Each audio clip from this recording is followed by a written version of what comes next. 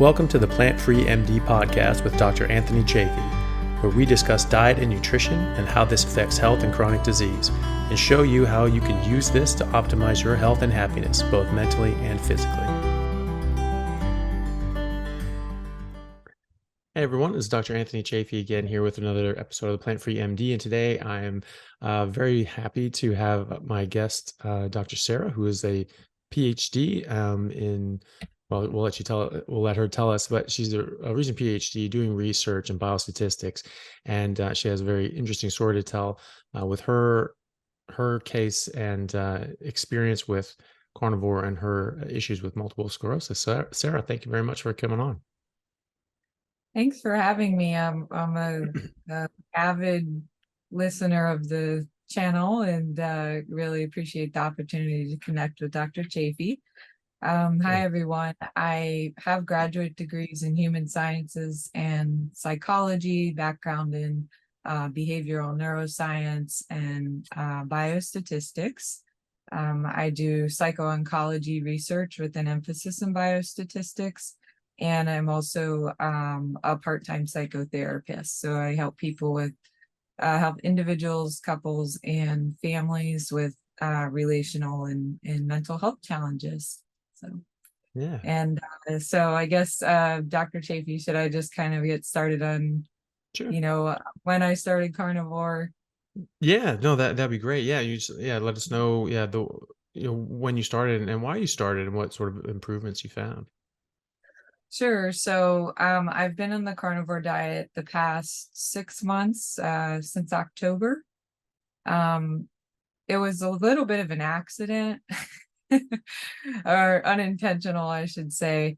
I was initially on the Walls protocol, which was designed by Dr. Terry Walls, specifically for MS, which I was diagnosed with last year.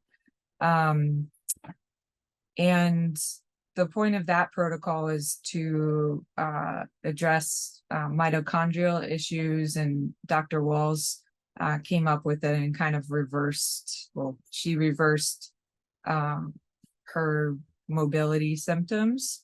And I thought to try that. So I was doing that, and I had been doing keto before that, just for mostly reproductive health and things like that. And I was having a lot of digestive problems on the Walls diet. There's a lot of vegetables involved. And it was also a high fat diet. So it was keto, I would say it's keto, lots of coconut milk and olive oil and avocados, and seaweed and different fruits and vegetables. So it's kind of a paleo version of keto. I guess that's how I would describe it. And I was having a lot of digestive problems and a lot of pain. And eventually I was just feeling really sick, like just in my digestive tract, nauseous. And I was kind of a little bit at my wit's end. I was in the process of getting connected with a nutritionist at the time.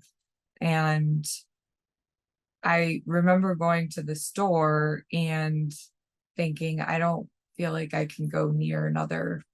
I walked through the produce aisle and I was a little bit finished. And at the time, I had never bought or cooked a steak. My mom's side of the family is Indian and mostly raised on, vegetarian and some meat, like chicken curry dishes and things like that. A lot of spices. And so I remember going to the meat case at the store, and, I asked the gentleman that was working there, I said, I've never made this. I don't know how to cook this, but I think that I can eat it. This feels like the only thing I can eat, even though I'm not familiar with it. I didn't really understand that. And So I got that, and it was, I believe it was a ribeye. It was like, what, it's a very large piece of meat. And I made it. I realize now that it was really overdone the way that I cooked it. And that was kind of my entry point into carnivore. So it was a matter of listening to my body. I also then went to the store and got eggs, which I wasn't eating at all. And I Mm. just was listening to what it seemed like I could eat. Um, I noticed actually after 3 days of that, I had like really bad stiffness in my arms from my elbows down, dexterity things, fine motor things. But I noticed that I had pretty immediate relief after 3 days, which I thought was a fluke. But I was in a kind of in a position where, so it was kind of like this, my hands were like this, and so I couldn't really go, I wasn't able to do that. And then after 3 days I was able to do that kind of from here. Mhm. um and so I thought, okay, well, I'm probably just gonna keep doing this. My digestive stuff didn't get better after 3 days, but it didn't get worse. um Within a few weeks I was had much improvement in back pain symptoms and things like that. And I think it was probably after 6 to 8 weeks, I started to really, my digestive tract started to feel a lot better. Mhm. Um, and my walking started to improve. Last year when I went to the hospital, I had to have some assistance with walking, and they sent me home with the walker. And um, that was a very eye-opening uh, process, because I was told that there was, it looks like I have progressive MS, and um, so it was a bit of a um, I think I was probably in shock a little bit, and just kind of processed that later. But the carnivore diet was a bit of a paradigm shift for me. It has been a paradigm shift for me.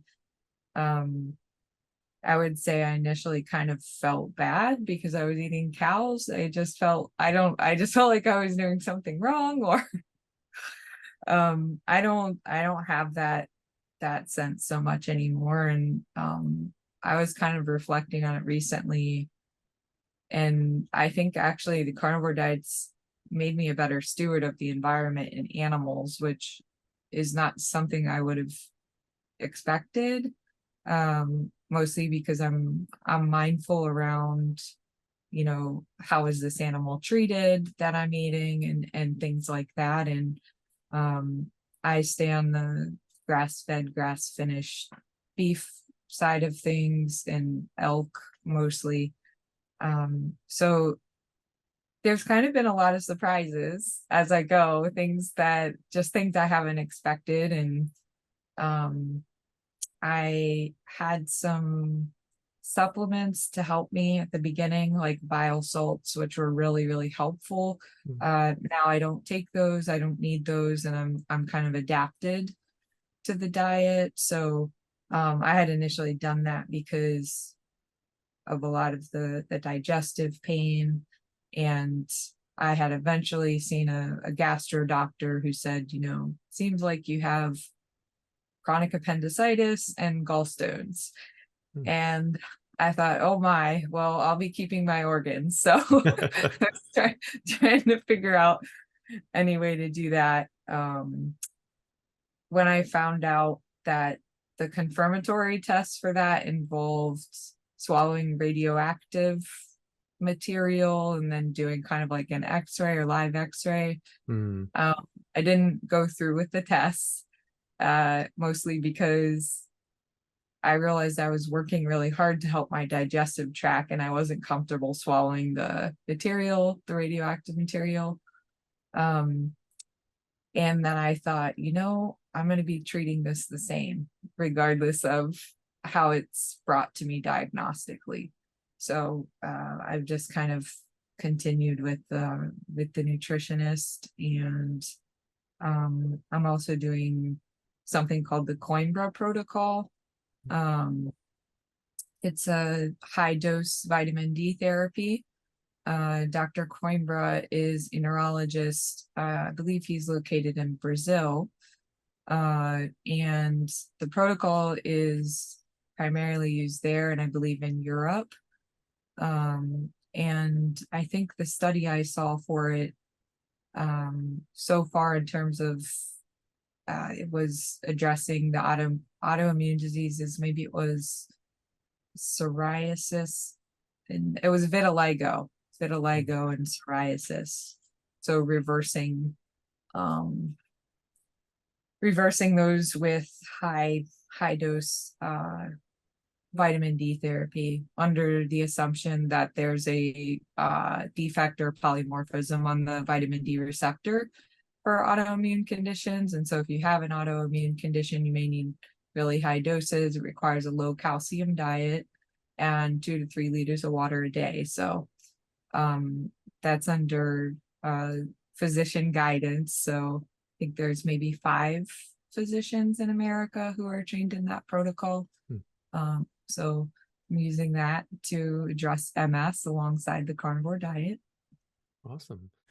Hey guys, just want to take a second to thank our sponsor at Carnivore Bar. I don't promote many products because honestly, all you need to be healthy is to just eat meat. But for those times that you're out hiking, road tripping, or stuck at work and you want a nutritious snack that is just meat, fat, and salt if you want it, the Carnivore Bar is a great option. So I like this product not because it's just pure meat, but also because I want the carnivore market to thrive as well. And the more we support meat-only products, the more meat-only products there will be available in the mainstream. So if this sounds like something you'd like to get behind, check it out using my discount code Anthony to get 10% off, which also applies to subscriptions, giving you 25% off total. All right, thanks guys. And what dose do they have you go on for this protocol? So I started around 40,000 IUs a day, and now I'm at 74,000 Wow. IUs a day. Yeah. Did you find that gave it added benefit on top of just the dietary changes that you've made?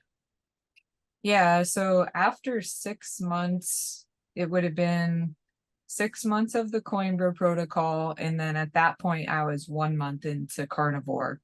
Okay. Um, a lot of my spinal cord lesions came back as faded. Great. And so it was, Yeah. I think one of my doctors was a little bit, you know, surprised. So She said, "This looks really great, Sarah." yeah. They put you on this protocol and then they're surprised at work. That's a that's a good sign, you know? Yeah, so I think so the Coimbra protocol, there's a general physician, and I think he's trained in also in functional medicine. Mhm. And so he's doing the vitamin D protocol, and then kind of my neurologist handles the MRIs and things like that. And I've been prescribed multiple medications that I am not yet comfortable taking. So kind of would like to further give this a chance, a fair chance, I should say, before determining whether or not something like a disease modifying therapy is a route that I would want to go. Yeah. Well, definitely. And as we were sort of talking about before we started, there are all these medications and that's great if that's your only option. But, if there is another option, that's something that you can try, then Mhm. obviously, to me, even as a doctor, someone who prescribed this, why wouldn't you try that? And why wouldn't you suggest that to your patients? If there is something, hey, this could work and it could save you from being on these medications. And there's always the medications there as a fallback if you don't have that. And so that's great. What sort of differences have you noticed on the MRI? It's obviously showing clear objective improvement on your Mhm. lesions fading. But what have you Mhm. noticed on just on a personal level from your symptoms? Yeah, I wanted just to kind of address that, the objective, and then yes, personally. So I also, there's some labs I order separately for myself. And so I was very interested in the inflammatory markers kind of before starting the carnivore diet. So I did take things like C-reactive protein, rheumatoid factor, advanced lipid panel, things like that. I kind of wanted to see, because when I initially went on the diet, I remember thinking, am I gonna die if I do this? If I just eat meat, I was Yeah. like, I don't know what I'm doing, but I the way that I was feeling it was just really awful anyway. So it felt like sort of a last resort. So I took those inflammatory markers beforehand, and then I recently got them back as very, very improved, particularly the serum IgA. Nice. I took that. Yeah, so improved by almost 100 points. So it was way Wow. out of range elevated. And so Yeah. I was really excited about that. And so because, with the science background, the objective evidence is important to me too. Yeah, definitely. So um yeah, so that's just something else. And the same thing with the gut microbiome. So I recently got back from the nutritionist, and she does stool samples so you can see everything that's going on, and Mhm. uh a lot of improvement there. I had actually had severe E. coli before doing carnivore, so which she said would have been more likely from vegetables, because I Mhm. wasn't eating the meats. I eat fish every once in a while. Um, so I got rid of that, which I think that kind of clears anyway, in a month or so. But so the GI map was very improved. Are you familiar with the zonulin enzyme, Dr. Chaffee? Second corn? What is that? Well, no, it's I might not be pronouncing it correctly. It's one of the enzymes that's an indicator of the leaky gut. So in terms Oh, of the junctions oh, the tight between, junctions. Yeah. yeah, and so that was really elevated beforehand, meaning, she said you're kind of your system is just kind of like this. It's open, it's letting Mm, whatever to your right. bloodstream. And she said leaky gut equals leaky brain. So she's like, we need to, repairing your gut is central to, helping you with MS and inflammation, and keeping inflammation down. So the zonulin came way down after 6 months of carnivore. So it's more normalized. And that's an indicator that those junctions are healing, or working more discriminating in terms of what goes through into the bloodstream. That's as far as I understand it. So those Okay. are several other objective indicators. In terms of, I guess, quality of life, I've noticed it's been really great in terms of improvements in fatigue. So I had some challenges with um, sometimes staying awake in the middle of the day, regardless of how much sleep. I've had improvement in quality of sleep, which is really great. It helps fatigue. It's kind of a cycle. Mm, It's hard to explain the severity of the fatigue with MS. The best way I can describe it is it would be like doing a workout. If you do cardio, it'd be like doing as much cardio as you can do to fail. So if you were running till your legs fell off, or whatever marathon sort of situation, if you were doing a weight workout, I would just describe it as going to fail. So you can't do any more reps kind of situation.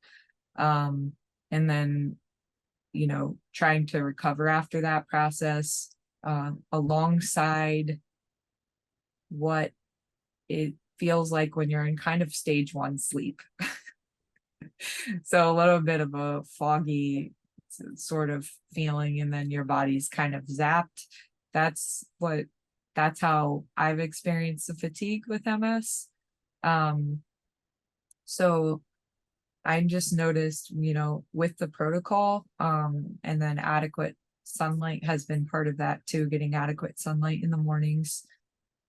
I've just noticed, I don't get kind of a crash. I also don't need caffeine, which was it was a very difficult parting for me. Coffee was Yeah. very difficult for me to part with. The caffeine was really helpful for me for work and maintaining work and the energy that I was needing. The first several weeks was very difficult. I didn't know if I wasn't sure I was going to be able to maintain it. But it was also not good on my gastrointestinal system. The coffee, I noticed, Mhm. particularly after starting carnivore. And I thought, well, it's plant-based. And so I'm going to go 100%. If I'm going to try this, I'm going to try it 100%. So I haven't had it in several months, and my fatigue is really, really, really improved. Great. And I'm a little, it's just very unexpected. So I get surprised at multiple turns with this protocol that I'm doing. So Yeah. yeah. Well, that's great though. And so you were mostly vegetarian before that, is that right? Yes. Yeah. Yeah. Vegetarian, sometimes fish. Yeah. So mhm. Okay. And doing that for most of your upbringing, is that right? Or for how A long? lot of it. Yeah. Like I said, we would have chicken curry and a lot, but a Right. lot of lentil and vegetable sort of dishes. So Yeah. yeah, I have some meat in my past, but it's Mm, pretty sparing. And most of my family is the same way now mhm. still today. So Okay.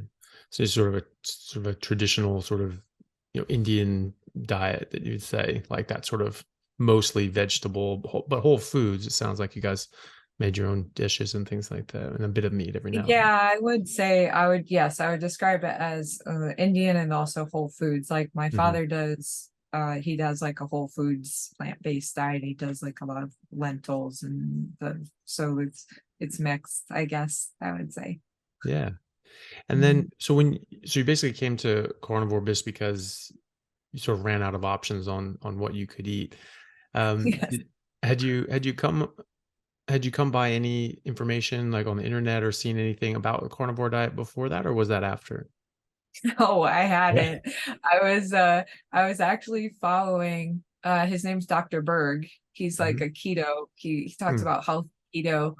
And I thought, oh wow, this is great. It's helping with my reproductive menstrual cycle. I started doing intermittent fasting and things like that. And I was like, oh wow, that made everything normal. mhm, And so yeah, and then I started doing keto, and I noticed I was like, wow, because I had fatigue before. I've had MS symptoms for over 10 years. I didn't, and they said that some of the neurologists said that it seemed like I've had this for a long time, just wasn't diagnosed. And so I had been diagnosed with other like chronic fatigue and Hashimoto's, those sorts of things, um, which were pretty, you know, pretty improved after I got rid of gluten. So I have a long oh, history good. of kind of trying um, dietary things to improve. Um, but yeah, so Oh, good. Yeah, well, that's the interesting thing too. You were already doing keto, and mhm. which can have huge benefits for so many different things. I'm a big fan of just that whole idea. But did you find that helped? Well, you said it helped your reproductive issues, your hormonal issues. Did it help any of the with the chronic fatigue and those sort of symptoms that were later attributed to the MS? Um, well, to be quite frank, not the same. Mm, It wasn't the same. So I think I probably just don't do very well with carbohydrates or sugars or things like that. So I still had some bloating and it was much better, but now that I'm on carnivore, I didn't realize how great it could be, if that makes sense. So I was like, okay, keto is kind of it, and this is probably as well as I can do with it. And Mm. carnivore is just, I was like, oh, okay, wait, so this is that kind of the end point. Yeah. So it really helped me realize that. But no, I was following Dr. Berg and a few other, Dr. Westman, and there's Mm. Jason Fung, Yeah. I think that's his name. But Yeah, a they're lot all of, great. Yeah. yeah, a lot of the keto doctors. So I hadn't heard about carnivore. So I was like, oh, okay, this looks kind of dangerous. And Yeah. then it's like a lot of meat, like cows. And so, Mm. but it turns out I'm experiencing it as a lot safer than what I was doing. Yeah.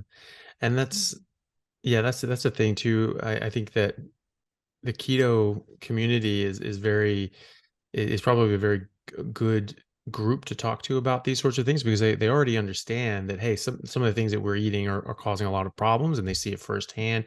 You remove the carbohydrates, things get better in a lot of ways. Also, you're eating whole foods generally. You're avoiding processed garbage, which is rife with carbs and sugar. And so there are a lot of benefits from that. So they understand that, hey, I change the way I eat, I make a big difference.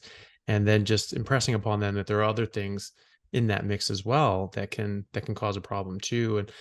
And then they, some of them maybe are having, ongoing issues. Maybe it hasn't helped everything. And they just try that next step. And like you said, it's just like, I didn't realize how good it could be. And so I think I think it's a progression that a lot of people are making and having good results with, which is great. Yeah, and yeah, I completely agree. I think it's the more the maybe the keto and the carnivore community can maybe kind of stay connected. I think Mm, that's probably for the best. And it can get kind of tribal with what yeah. what's more accurate, which one's better. And I tend not to go there. I just try to, learn what I can from, Mm, whoever the speaker is.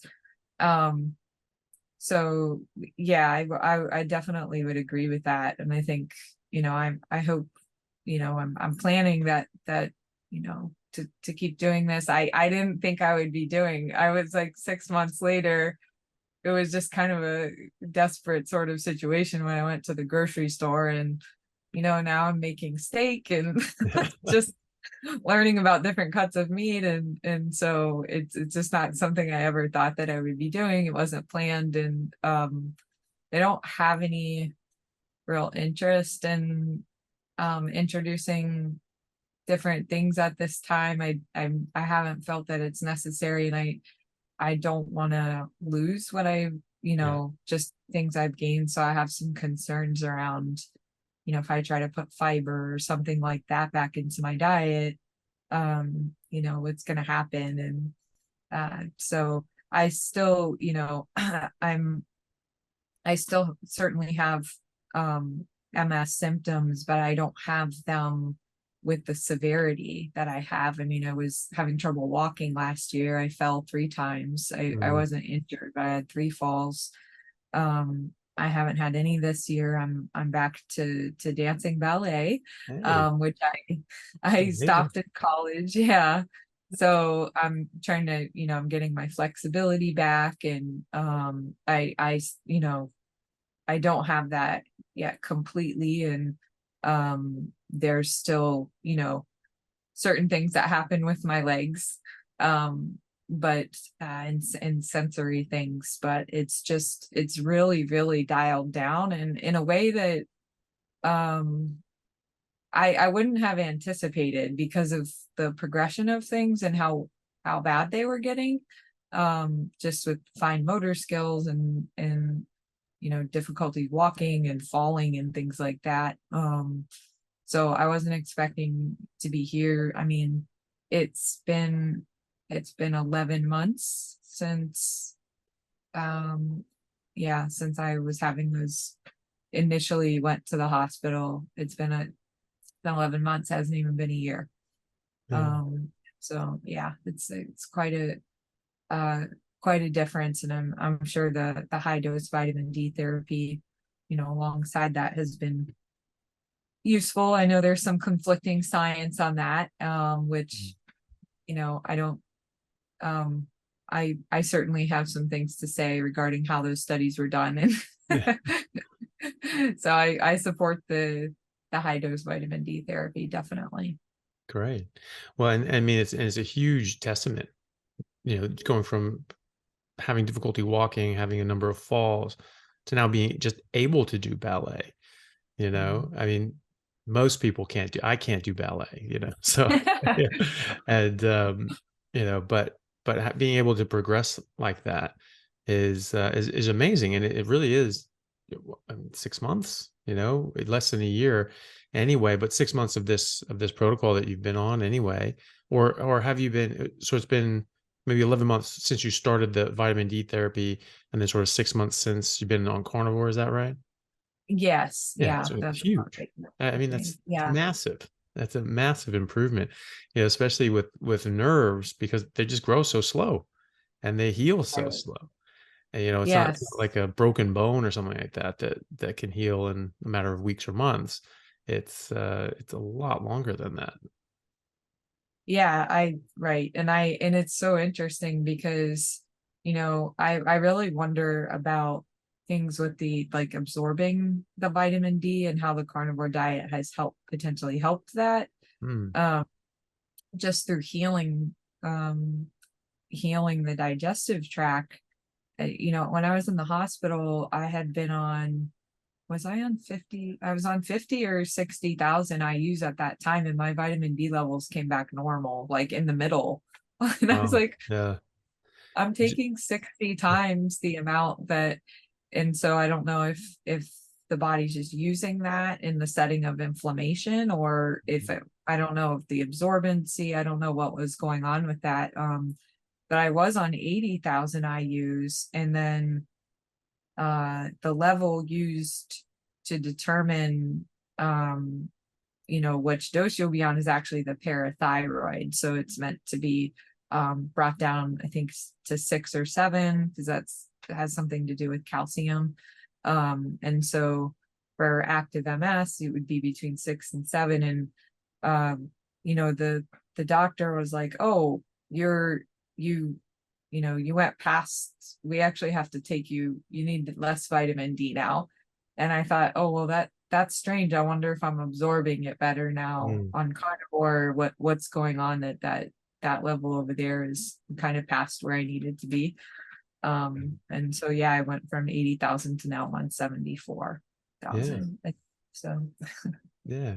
Well, that's really great. And yeah, and it's funny too, because the levels that we look at for vitamin D in the normal reference ranges are already too low, because they're just the averages for the population. That average person has low vitamin D, and so if you're in the middle of that range, that means you're probably just low. And on that much vitamin D, that I think there's definitely something going on. That's absorption issue or a utilization issue, and so healing that with carnivore, and I'm sure there are many other contributory things in just eating meat. You're getting all the other nutrients that you need. You're getting vitamin, B12. I mean, that's really important for your neurons and your axons, and then remyelinating these damaged lesions, and and then just eliminating out all of these things that could be contributing towards the precipitation of the further damage, mhm. and antibodies and things like that. And we see that in the clinic. We see that in the labs, where, I mean, even specifically for Hashimoto's, you can track people's antibodies, and you just see them coming down. They just creep down and creep down and creep down on a carnivore diet. Now, there other things help too, but I've seen it work very dramatically with a carnivore Right. diet. Have those antibodies just come down, and it takes a while for everything to resolve, or if they've resolved. Not everyone completely resolves, but everyone improves, and Mhm. it can take a while for the body to heal. And it's just amazing that we can even do this at all, because this was heretofore thought that this is just progressive, and it just gets worse, and it's not a fun thing to have. You were saying before that this is something that people put a lot of weight on and think that this is a very, very heavy diagnosis. And you were saying, that you didn't think of it that way. Is that right? Yeah, I mean, I know my grandmother was, she eventually didn't walk. She's in a wheelchair, and my uncle is doing fine with his MS, managing, and he's walking. He doesn't have any assisted devices. So I know it's different for everyone. But yeah, I did notice kind of, there's, when you say MS, there's kind of shudders, and it, Mhm. and versus saying something like, yeah, I have diabetes, or, and it's, if you look at the literature, that's actually more dangerous if you're talking about death. I mean, um, so it's, but I mean, MS certainly, it's can be very debilitating, but I look at it like, um, you know, we have a body and we have choices around what we can make. You know, for the most part, some people have fewer choices. That's certainly the case. um, but I think for me, making certain choices, I think of it as, I want to optimally position my body to do well. If I'm abusing it with toxins and things like that, um, you know, that's going to slow it down, or, harm something.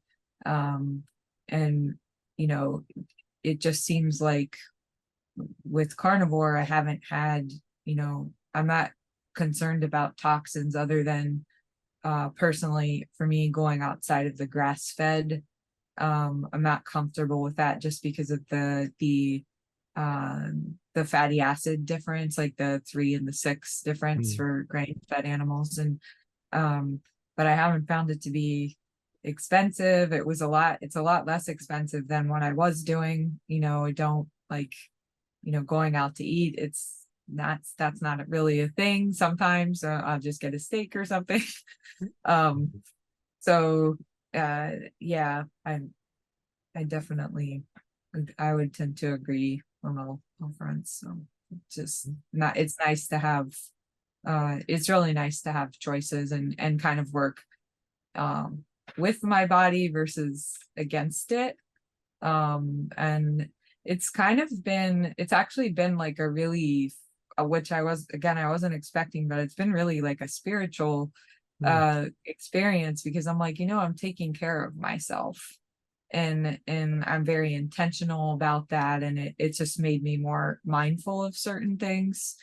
And so there's a lot of different, and I did like meditations, and I've done meditations and prayers throughout this process. And I've thought, if I'm not supposed to be doing this, then there should be an indicator of it, right? So but I also think that the way that animals were designed, the further we get away, deviate from treating them how they're meant to be treated, which is keeping them their natural environments with their natural diets, which is not soy and corn and all of these things, then they are healthier. And then I'm consuming them and I'm healthier. So there's a lot of events going on in this process. And I really wasn't expecting to acquire that much from it. So something that went from a last resort situation that I'm doing 6 months later, and having improvements and dancing again and being a better steward to animals and the environment, it was just not, it's just not something I would have predicted. And that's part of my job, is what I do, is predict things. So Yeah. But, you need the right data set to be able to predict things. You can only predict things if you have the information, and now you have a lot more information to work with. yeah, a lot more information. So I definitely encourage people, if particularly if they're having trouble and it's of interest to them, uh, I don't know exactly what you have to lose. You might have something to lose. I don't know, because I don't know you. Yeah. But you may find it wonderful. Mhm. Just being off of sugar and carbohydrates, and it's hard to argue with um you know the idea that you don't need there's no such thing as an essential carbohydrate. Yeah. It's Yeah. essential fats and proteins. So That's it. Yeah. I've gotten some questions and some brow raises about not having salads and things like that. So um, Yeah. Essential leaves, I guess. And essentially, yeah. Um, yeah, that's the thing, I mean, people may have something to lose, just their, sometimes social aspects, the having freedom yeah. of eating anything. Even sometimes people have their identity sort of wrapped up in this, and they've been, eating vegetarian or culturally vegetarian or vegan Mhm. for a Right. number of years or most of their life, and that's something that they have to give up, but you can gain a lot too. And Yeah. even just seeing if there's more to gain than you would lose is, I think, worth it. I mean, I've gained so much more than I've lost. I don't look at anything that I've had to give up as a loss. I don't see it as giving up. I Right. intentionally pushed it away. I said I don't want that anymore Yeah. because I want to feel like this. I want to be as healthy as I possibly can be, and I know it's in there, and I know I don't want it. And so, I think that we have a relationship with food as we do with drugs sometimes, is that we go for Mhm. the, well, it makes me feel good. Enjoy the experience of it. So even if it's bad, it's not that big of a deal. We sort of have that argument with drugs. What makes me feel good, it makes me have a good time. I enjoy that, and that adds something to my life. And there's something to be said for that. But it's at a cost. And for me Yeah. personally, it's not worth the cost. And some people will say it's very restrictive, but I don't think it's restrictive. I don't feel restricted at all. I don't look at anything except for like the first 2 weeks. I was looking at things that, oh, I can't eat that. I can't eat that. After that, I just didn't care because I felt so much better. I felt much more free, and what I tell people is, well, isn't it so restrictive? And I said, no, MS is restrictive. Not being Mhm. able to walk is restrictive. Diabetes is restrictive. Having to take pills 4 times a day and injections 4 times a day, that's restrictive. You know, aging early, not being able to have kids, not being able to play with your grandkids, having to go to a nursing home, having your brain degrade and develop Alzheimer's and dementia when you should have another 40 years of healthy, vigorous life. That's restrictive. I think that's the most restrictive thing. Eating this way is liberating. It's one of the most liberating things I've ever come across. Yeah, and I think it just depends on how people think about that, right? I would certainly agree with that, and because what's been liberating is, okay, I have improvements in my mobility. I don't have um digestive pain. My energy levels really improved throughout the day. I usually start out really great, and then I kind of around 2 o'clock it's just limited reserves kind of situation. They describe MS as an accelerated aging process, Mm, which I think definitely makes sense. But I also thought about, well, what goes into aging? Okay, cellular death. Okay, well, what goes into that? And you keep asking the whys, kind of a root cause analysis. And you keep asking the whys around, mitochondrial functioning and things like that. Dietary is huge, I think, and I agree with you. I don't think it's restrictive. um it could be viewed as extreme, but I think from the other side, I view it as, you know what's extreme is how far society has deviated from what I believe is sensible for humans. So with all of the synthetics and things, that we can't pronounce that are put into the foods, and then there's a heavy reliance on pharmaceuticals, which certainly makes sense for some people. But a lot of these things, I believe, are reversed, partially, if not completely, with dietary and lifestyle changes. Um, but just in what's in the water and things like that, the EMF, blue light, we're up against a lot of different environmental toxins that, even from 50 years ago have changed. And so I think what's extreme is the societal changes, not the diet. I think the diet or the carnivore lifestyle, I personally think that I need that now more than ever, based on the toxins that I'm surrounded with that have come into the environment, or the things that are more, we're more readily able to be harmed by. So I don't think the diet is extreme. It's the deviations that have occurred in society, I believe, are extreme and that require this, at least for me. So that's just how I look at it. Why? Yeah, I definitely agree. We've gone a long way from, you know, from Hippocrates teaching his medical students under a tree out in a field in Cos, and Pythagoras have not teaching anyone unless they were fasted and eating well and things like that, and people being outside and being outdoors and being, part of the world. We're all just enclosed in a box with a bunch of artificial light, which, I remember hearing since I was a kid. It's like, oh, that can't be good for you, and now we're seeing like, oh yeah, it actually isn't good for you. It does actually Imagine have, that. yeah. And so it's, yeah, I think you're right that the deviation from the norm is much more restrictive and strange too. And it's something that, because we're this generation of people, and most people have just been born into this. This is just Yeah, normal, and we didn't different realize that challenges. yeah. And so we don't realize that this is not how the entirety of humanity lived for the rest of history. This is new, and we're dealing with new challenges that we don't even realize are there yet. Yeah. Yeah, definitely new challenges. And um, it's interesting when you think about ancestrally, because I've listened to Paul Saladino, and I I don't think I've reviewed him enough to fully understand why he includes the other foods. Mm, But you know, I would guess that we would have some fruits and things like that along the way sparingly if they were found or something like that, but not in any sort of regular way,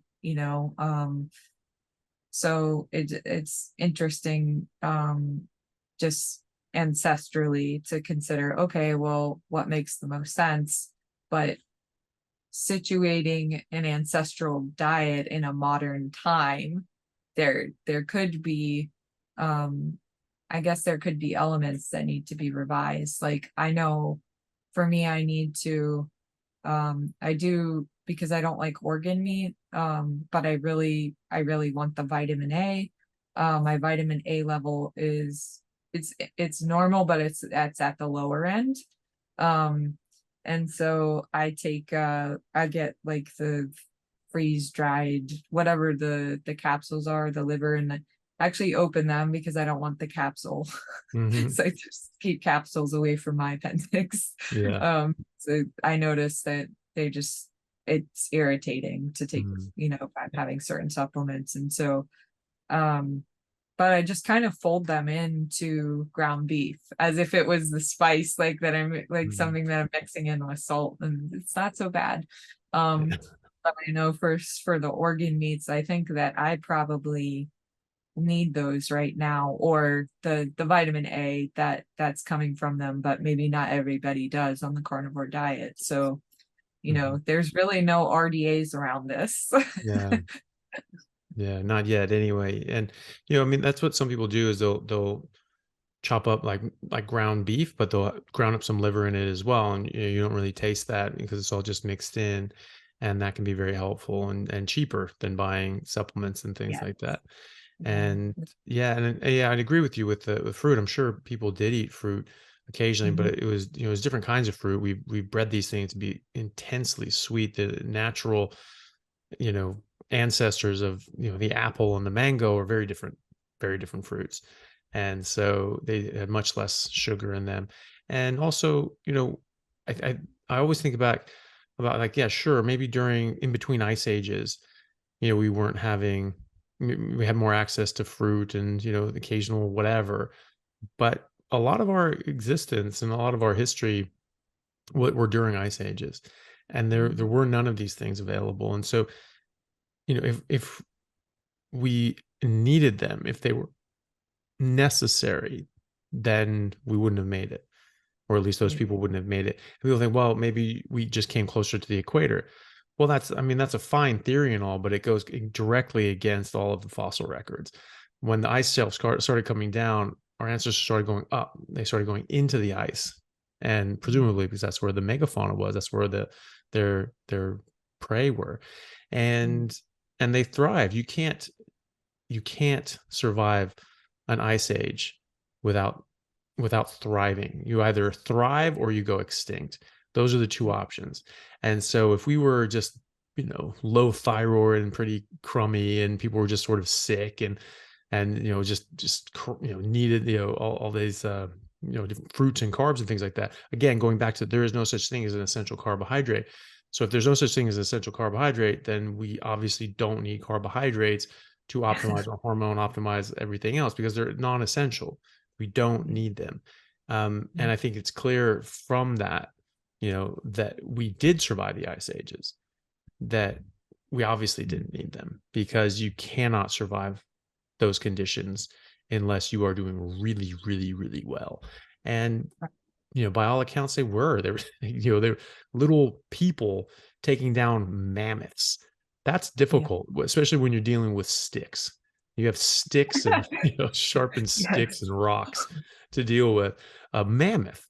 And so, I think it's pretty impressive, and it's a testament to their health. And they're, on average, they were 6'2", 6'4" in some areas on average. These were big, big people, big, Mhm. strong, healthy adults that lived Yeah. very healthy, strong, dangerous, hard lives. And you can't do that unless you're really, really thriving. Yeah, I agree. No, I completely agree with you. And I think my, one comment is on that with, around things with dance and stuff. I'm like, wow, so I was, small, thin child. And so I think I lost a little bit of weight on carnivore. Um but I noticed like muscle in terms of just starting to do like more targeted exercise things, particularly for dance. And I'm like, wow, it's the response is very quick. The muscle like building is very quick. I'm like, okay, well, Nice. that's great. So that's been helpful, and kind of also not getting so caught up with, okay, we're, weight ranges, because I started to pay attention to that when the physicians were like, you need to put on like 10 pounds, you don't weigh enough. And I'm like, well, I feel good. Yeah. It's like, I feel good. And I'm sort of thinking, I'm in America, and, a lot of people are overweight here. So are they just thinking I look smaller, or like that I'm smaller and I'm like just metabolically healthy? I was trying to figure out, because I'm like, I'm in my range, just way at the low end of it. Mhm. Um, and so, but I noticed with more targeted exercise, I'm like, oh, okay, I am putting on, like, able to put on muscle mass, and like much quicker than, it, in a way, like lean muscle mass. And I'm a little surprised, because I don't think I wasn't expecting that. I thought, oh well, that's a true testament to how, your body physique is really, a lot of it is your diet, Mhm. and so um I noticed with carnivore, I'm like, well, it doesn't take much to get etched. So and so, so be it, sort of situation. And I thought with keto, I'm like, oh, there's really definitely a reduction in like the visceral fat. The carnivore was like, well, this pretty much all of it's gone now. So So it's that's been really interesting. It wasn't those weren't goals of mine. It was just a byproduct. And it's hard to be able to have somebody speak to that because people are so unfamiliar with what's going on, and some of them healthcare providers just have expressed concern and about cholesterol, and so I don't get into arguments with people about the science. Usually if somebody has a concern about cholesterol, that's an indication to me that they probably haven't reviewed the science. So there's not really much, I don't know how much, there wouldn't be necessarily a debate there. But then I just kind of let them know, like, oh, I just thank them, thanks for your concern, and yeah, I'll watch it sort of situation. And I'll continue to review the science. I just tell them that. So yeah, so I'm trying to be diplomatic about it. Yeah. Well, that's good too. And maybe just a last question. You know, having your academic background and being a professional biostatistician who, as a living, you go through these studies and you dissect them and the data, or you go through the data and dissect them to then put this out in studies.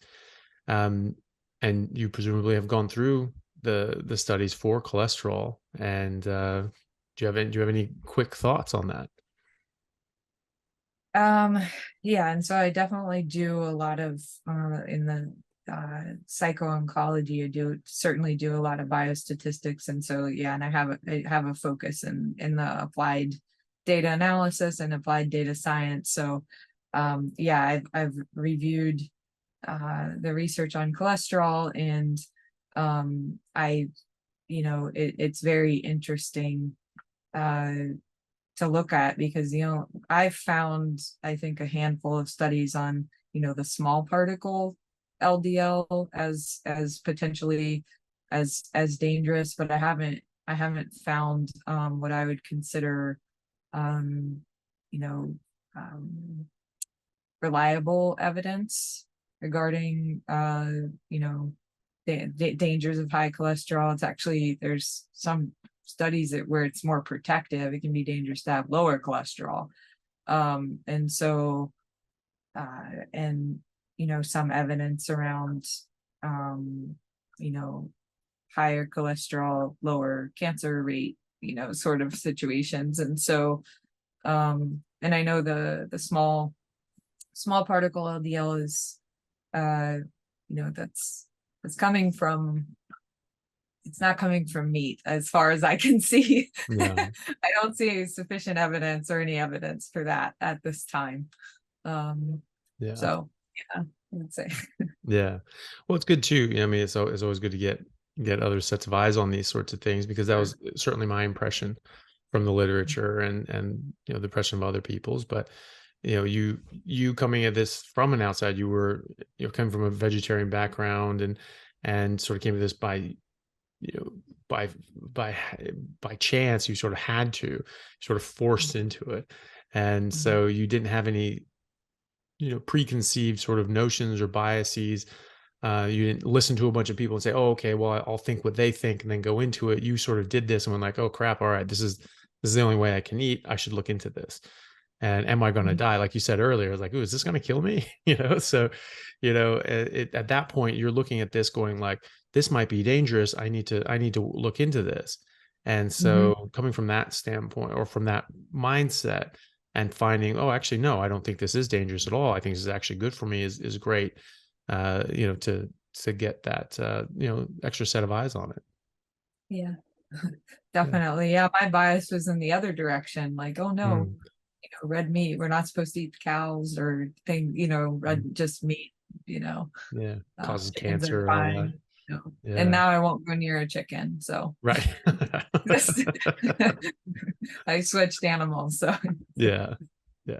Well, cool. All right. Well, Sarah, thank you so much for coming on. It was an absolute pleasure. And I'm so glad to hear that you're doing so well. And I'm sure you'll just keep doing better and better and better. And hopefully this just is just a blip on the radar and it just goes away and never rears its head again. That's the hope. Thank you, Dr. Chaffee, for what you do. I appreciate you. Well, thank you very much. All right. We'll see you. Bye now. Hey guys, thank you very much for taking the time out to listen to what I had to say. If you like it, then please like and subscribe to my YouTube channel and podcast. And if you're on YouTube, then please hit that little bell and subscribe, and that'll let you know anytime I have a new video out, which should be every week, if not more. And if you could share this with your friends, that would help me get the word out and let me know that you like what I'm doing. Thanks again, guys.